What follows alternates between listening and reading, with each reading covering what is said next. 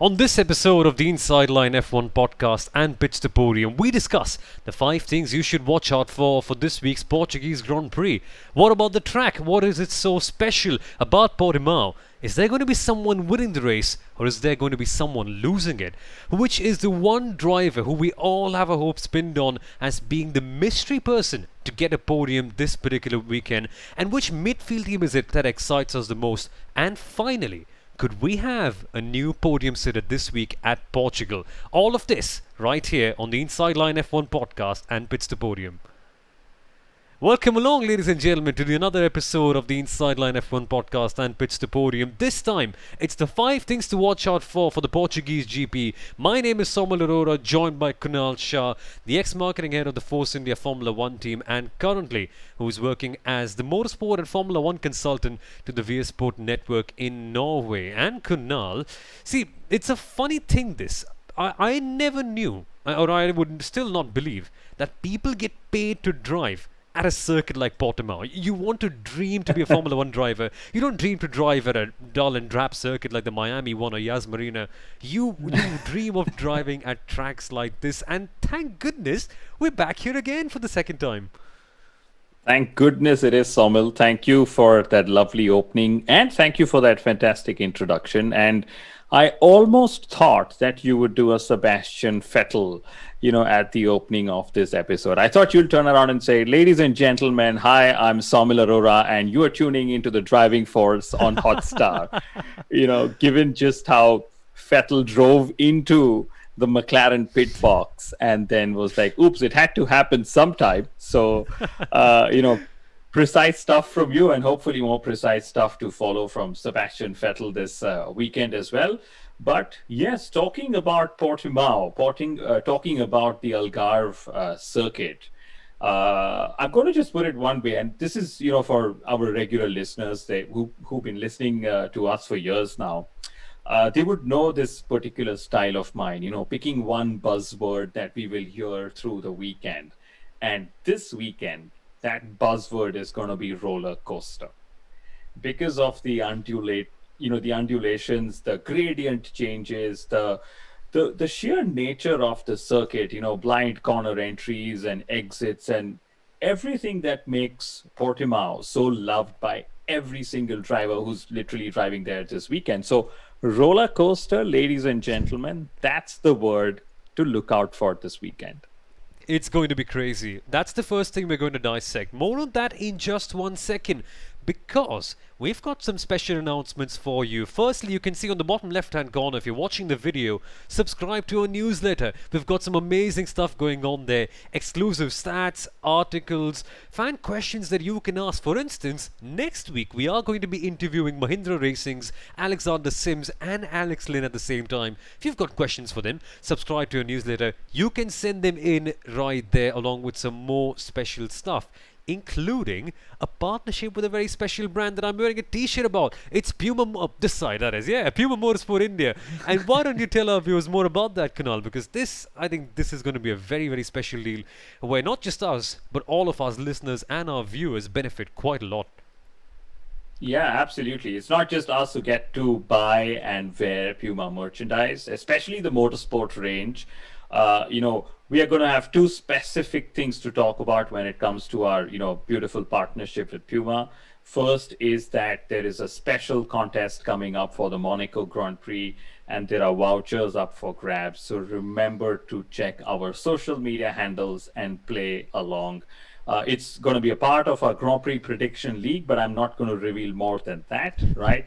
And the second more fun thing is how you can benefit from the partnership literally right now. You can get a 5% discount on their motorsport merchandise. And remember, guys, this is a merchandise range which is really cool and almost never on discount, right? So you can get a 5% discount on their merchandise, or I could even say an additional discount on Puma's merchandise by using the code Puma Inside Line. So we will leave that in the episode descriptions in case you're interested in going and making a purchase. And you can, of course, Christmas is far away, but if you want to send us some Puma Motorsport goodies, feel free to do that. And guys, I don't think I look quite bad today. I'm wearing a Puma Motorsport t-shirt, right? It's one of Valtteri Bottas' Mercedes, and that's just one of the things available. Caps, hats, bags, shoes, wallets, anything on the surface of the earth that Puma sells, you can get a discount on that one. It's all really good stuff. But now let's get to Portimao. Now let's get to Algarve. And I was doing some laps on my simulator, Kunal, just a few minutes before recording this episode, and I was thinking, man, I'm jealous of the people who get paid to drive on this. Some people have to pay for it. Say, for instance, if you're Nicholas Latifi or Nikita Mazepin, but that's a different story. You still get to do a Formula One lap at a circuit like Algarve. It's beautiful. And there are so many things that make it so special. What do you love most about Algarve, and what are you looking forward to the most here this weekend? Wow. Now that's where I'm going to be speaking for the next 5 or maybe 15 minutes. So take your time. It's but so what do I love the most about Algarve? And one of the things which is rarely known is that Algarve has 32 possible circuit configurations.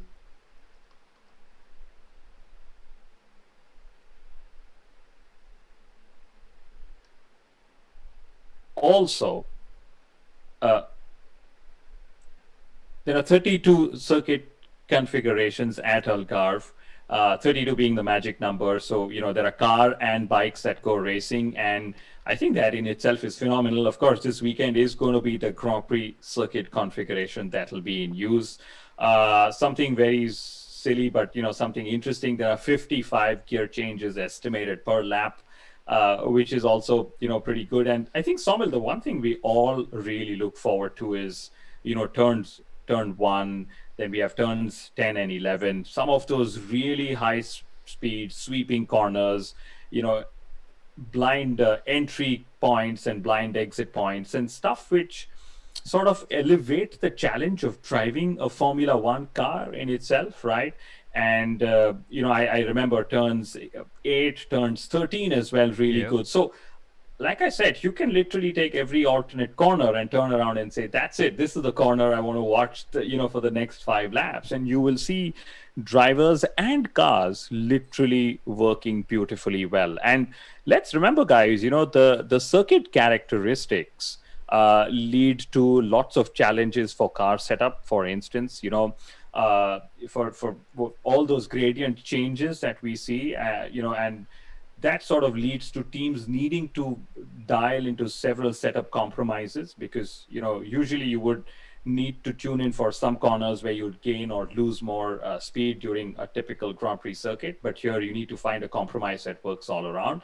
And then, of course, when the gradient changes, it also sort of impacts grip levels. The load factor on the contact patch keeps changing through the circuit, as the driver drives through the circuit, and that sort of adds to the unpredictability of when a driver's trying to put a quick lap, say in qualifying, or if you're chasing or defending somebody in the race, and so on. And that's why, Soumil, I'm excited about the fact that drivers really have to work hard to be precise around the Algarve circuit. And, something all teams have been saying is we didn't have a safety car last year. But the truth is, we were either racing or we had red flags. So there was no going in between. And let's hope it's a safe race eventually after all. It's a tough track. When they say it's a dream circuit, they mean it's beautiful, but it's so challenging. We saw so many big drivers making mistakes in the FP sessions earlier this morning, didn't we? Hamilton made a couple of errors here and there. Verstappen was facing difficulties getting to grips. Sergio Perez making a few errors here and there too. This track, man, this track is awesome. And on the lead up to preparing for this video, I was thinking, Kunal, why do we need to prepare for 5 different things when we can just mention 5 different corners here at Algarve, and that's it? That's the 5 things to watch out for, because it's such a sight. The Samson curve, you've got so many other ones there. Turn 1 and 2 when you just descend downhill. And if you saw the MotoGP race there a couple of weeks ago, it makes you feel like you're going past a big crest. Like, say, for instance, when you dip down from an elevator, you feel that sort of thing in your stomach happening when you watch a race at Portimao. It's amazing. But turn 1 and 2, it can be treacherous as well. Remember, last year we saw 2 different accidents there involving, I think Lance Stroll was involved, Max Verstappen was in one of them, Lando Norris too, if I'm not mistaken, was a part of one of those accidents as well. Turn 1 and 2, that sort of complex that we have there, Kunal, descending downhill from the hill towards a very tricky braking zone where you have a double right hand corner. That is a place where your racing judgment can be quite hard. And I think we should expect to see at least a couple of accidents here and there over there, because that part of the circuit, not an easy one to challenge. Not an easy one to tackle, Yes, I beg your pardon. it isn't an easy one to tackle. And basically, if you're going to see all the overtaking, it's going to be sector one, because sector two and three is far more tight and technical, I would say. And I'll also put it this way: I think almost 90% of the overtakes last year happened in sector one, Yep. right? And that's what we're going to be seeing this year as well, in all probability. And Somil, another thing that's changed, which we should highlight, is the fact that the DRS line is 165 meters later than last year. So this could, of course, impact overtakes into turn one. And then, of course, there is an additional DRS that has been added between turns 4 and 5, which is another overtaking hotspot. So overall, it's going to be an exciting race to see, with a lot of on-track overtakes. And since we are also, still talking about how beautiful the circuit is, and so on, the circuit is offering low grip, like it did last year as well. Pirelli have brought their hardest compounds, the C1, C2, and C3, like last year. And medium at the moment, seeing the FP sessions, seems to be the tire of choice. And what most drivers have actually said, and I was listening into some of the interviews just before we recorded, was that generating tire temperatures for qualifying and the opening laps of the race is going to be a tough one. And then, since I mentioned qualifying, I also have to say that traffic could be typically existing in qualifying as well. So lots of ifs and buts and unknowns that are there, and it's going to be a crazy weekend. I like stuff like that. I like having unknowns in a Formula One race like this one. It just makes you feel more intrigued about what's going to happen next. But what I'm really intrigued about, Kunal, this time out, is one point that our guest for the last episode of the Inside Line F1 podcast live, Ajit Devadasan, mentioned, and it's a lovely point. Are we going to see a team or a driver for for this instance? Are they going to win a race, or are we going to see someone lose it? Because Ajit pointed out extremely well that in Bahrain, Verstappen was the one who lost the race. It was his to win. And in Imola, it was Hamilton who lost the race. And that's how you look at it, because it was essentially in their grasp. Eventually, they made errors that cost them the win. This weekend, are we going to see a more commanding performance, more on, say, the performance of the driver, rather than someone else making an error? Who do you think, firstly, wins this one? And secondly, what sort of a race do we expect to see at the very top in that sort of titanic battle that we are seeing between Hamilton and Verstappen right there? And could we see a dark horse in Sergio Perez coming in, because he looked quite impressive in the third free practice session? Second, I'm sorry. Samuel, it's so close between the Red Bull and the Mercedes cars that I'm not making a prediction for this weekend. And I actually enjoy that, because, back in time, we could all predict that, hey, it'll be a Lewis pole and a Lewis win. And, that's where we would leave it. And I'll just say what Valtteri Bottas said, after the free practice sessions. He said, whoever is able to find time in their car overnight, which basically means crunching all the data and making all the setup changes for tomorrow, is going to get pole. That's just how close it is. There's literally hundreds, and just about a tenth or two to choose between the top drivers.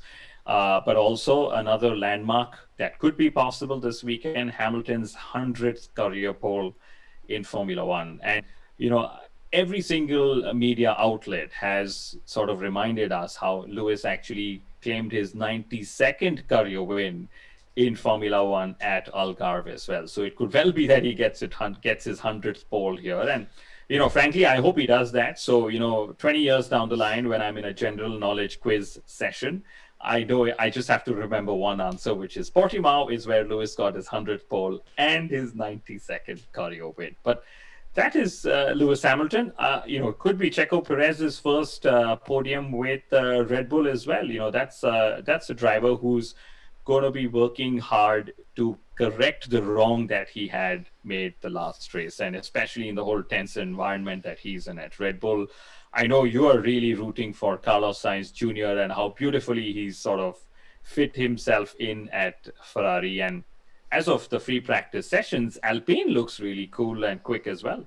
Yes, that is one thing we are going to get to right away. Speaking of Lewis Hamilton, though, it's not just the GK quizzes, Kunal. Apparently, there are competitive examinations here in India where you actually have to study about the 2020 F1 GP's race winners and call Pierre Gasly as Pyrie Gasly. That's a different subject. If you've seen the video, you know what I'm talking about. Just find Peri it. Peri is how you remember it. Yes, I Oh know my what you video you're god, referring to. that was.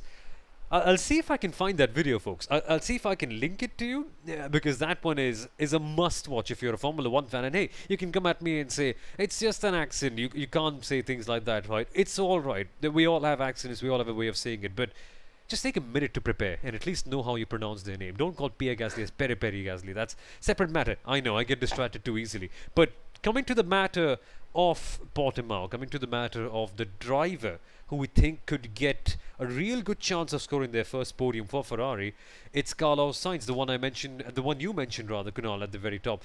Now, Carlos Sainz has looked extremely good here at Portimao. You all remember the first lap that he had last time out in 2020, where he literally just blitzed past the field and made everyone think, man, why is this guy not racing for a top team now? And he is racing for a top team right now in Ferrari, who don't have top team pace, but you get the idea. Finally, Kunal, he's taking the fight to Charles Leclerc. He's really putting in some competitive lap times, competitive performances. And apart from a few technical issues in FP1, FP2, Carlos was really strong. I genuinely think that if we see some shenanigans between the top two teams, I really feel that we are going to see Carlos Sainz getting a podium here. He's just that confident at a driver's track like Portimao, which goes to show that this man, I mean, he's not just a fast car merchant or something like that. At a real driver's track as well, he can push hard and get those big results, as he did last year, of course. Yes, last year's race was fairly impressive. We were all surprised to suddenly see him in the lead after getting a great start, if I remember correctly. But, honestly, Carlos has just surprised all of us very pleasantly, given how seamlessly he's sort of fit into the whole Ferrari setup. Of all the drivers in new teams and new cockpits for 2021, he definitely looks the most comfortable of all the drivers and immediately on the pace. So excited to see what he can do. I would never rule out Charles Leclerc, just so wonderfully well that he's driving. And let's remember, even McLaren, Lando Norris, he said he's going to struggle to be in the top 10 given his struggles on Friday, but I expect him to hopefully get things going in the time to come soon enough, Soumil. And then we just have to remember Daniel Ricciardo wants to prove a point after, Lando's heroics as well. So let's sort of remember it's going to be a new podium sitter. We would love to celebrate that if that happens. Several drivers eyeing that top spot, including Valtteri Bottas, because he had a disaster, or rather he's had a disastrous start to his season as well. So hopefully he's able to get his championship battle back on track. And, I would love to see three drivers going all out for it. It's just been a case of what could have been for Valtteri Bottas so far in 2021. There's always been that pace in FPs, but then again, it's not just materialized. And you might be fair to say that that's always been the case with Bottas at Mercedes. He's shown good pace in FPs and qualifying, but then Hamilton just comes in and surges past. I mean, you've seen that meme, right? Where you see a bus on a train track, the bus is doing all fine, then a train comes in and completely wrecks it off. That's the kind of thing that happens with them. But let's see. I hope to see Bottas coming in with that challenge. But another thing I'm very intrigued to see, Kunal, this weekend is how Alpine perform. You mentioned this a couple of minutes ago, and Alpine have looked really good. Alpine have shown some great pace so far in the free practice sessions, which is strange to me because A, they don't have a really good engine. I mean, in comparison, that is. And Portimao is very much a long straight track. So, I mean, there is a big advantage to be gained there, which Alpine don't. And in the corners as well, it's a rather bulky car because of the nature of how they've designed it. So it's not the most active one in the corner as well. But Alpine still seem to be clocking in, around P7, P8 there and then in FP2.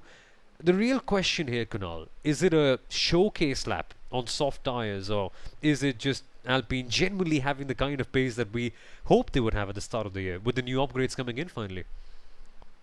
I'll reserve my judgment because I haven't had the time to dig into their data. But I will quote what both the drivers have said. After free practice, they have said that, hey, we've tested all the compounds that we wanted to. We've got enough data for the race weekend, especially the race, and it could well be that they found a sweet spot. On the circuit characteristics at Portimao are certainly different than the last two races as well. So I would love to see Alpine, especially Fernando and Esteban, given how all three of them are definitely trying to compete and sort of become better than the other. And three, I mean, Alpine, Alonso, and Esteban. And, Esteban seems to have the edge, at least in the early stages. And Alonso's, like I said in the last episode on this, it's not you, it's me more that he's in. So, at the end of the day, there's a lot at stake for Alpine, given they've got a box office signing in Alonso. And frankly, a recovery for them is always a good thing. So I hope that this is genuine pace that we've seen in the free practice sessions. And I think apart from Mercedes, Red Bull, Ferrari, and McLaren, everyone is going to be dying to score points because, like I pointed out before, the gap between the team in P4 and P5 is, almost three times the gap, right? And Aston Martin being the one in P5 and Ferrari being in P4. So Aston Martin being another team that's, definitely going to want to shine as well. So lots of things to play out here. Definitely more than five things to look for this weekend, Soumil. Oh yeah, let's actually add a bonus. The sixth thing to watch out for, well, that's going to be which one of the midfield drivers that we actually get to see here is able to trump up, the likes of McLaren and Ferrari. Because remember, there's a second midfield battle going on. It's Toro Rosso, it's Alfa Romeo, there is Aston Martin in it as well, Alpine in it as well. Which one of them comes out on top in that particular midfield battle? I am intrigued to see that. Pierre Gasly, by the way, is doing quite a good job. But let's end it with this, Kunal. Let's end it with this particular thought that we have in mind. Could we see a new podium sitter? A.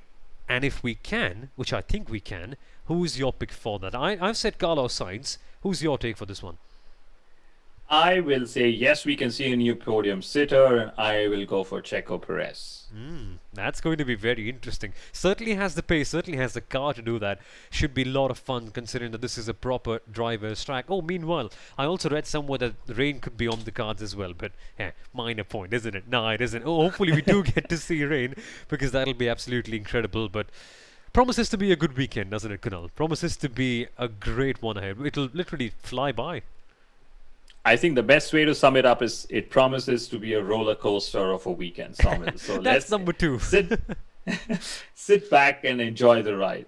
Absolutely. And that, folks, is that here today at the Inside Line F1 podcast and Pits to Podium. You know the deal. If you liked our stuff, give us a subscribe, give us a like, give us a good share to your friends and your family members who also watch Formula One, because that'll do us a world of good. And it always feels nice for us to see you liking our content as well. And if you didn't like our content, which is totally reasonable, totally fair, by the way, just tell us why. We'll try to work on a creative solution to try and improve that sort of thing and come up with a better product for you. But folks, thank you so much for watching. Thank you so much for listening. Remember, the code for the Puma discount, the Puma Inside Line code, down in the description, along with the link to the Puma Motorsport India store, and our social media platforms are there as well to follow our newsletter and to keep in touch with our competition for the Monaco GP. But Kunal, thank you so much for joining me as always. This was a lovely one, and I hope we get to see a great race. Likewise, Soumil, thanks for being with me on the show, and see you post race on Sunday. Bye bye.